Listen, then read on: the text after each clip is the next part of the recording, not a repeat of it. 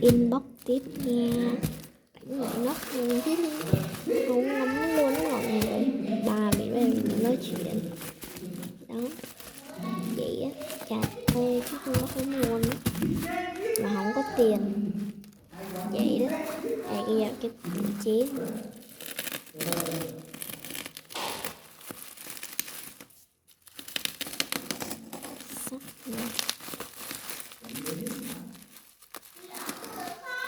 Không, con này chị ăn bừa nhiêu lắm rồi.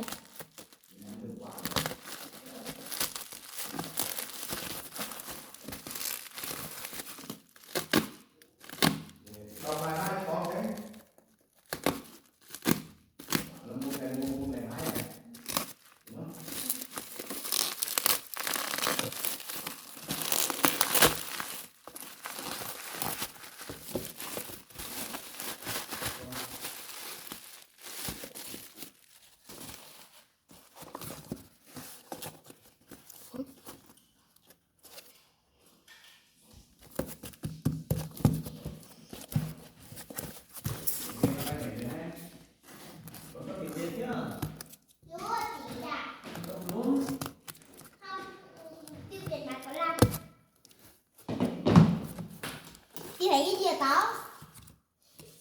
Chán hết đấy. Chưa đi. Mít lên, ai muốn mít lên. Mít lên.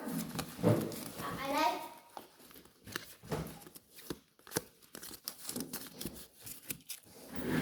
Từ đó tư duy. Làm gì?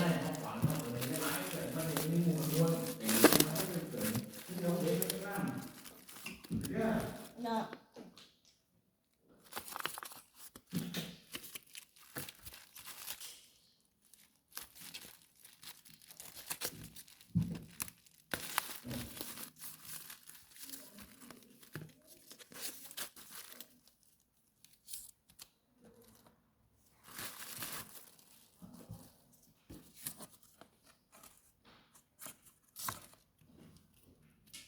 Bạn ơi. Dạ. Không đi tính. Tính gì đó? Tính nhá. Ông luyện số năm tuổi nhạc đó. Đâu, quyển như mình ngoài cháu về tầm 7 tầm 3 rồi. Rồi làm đi. Con tiếng Việt này.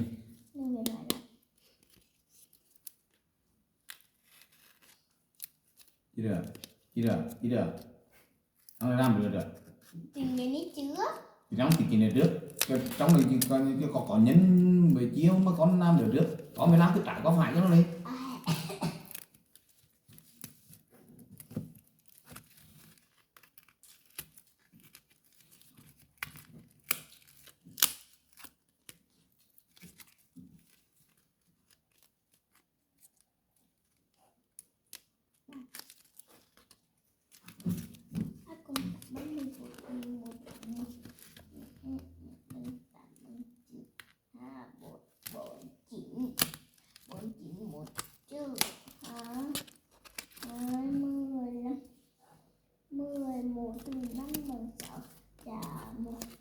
Một con tạm bằng 7 chia 2 con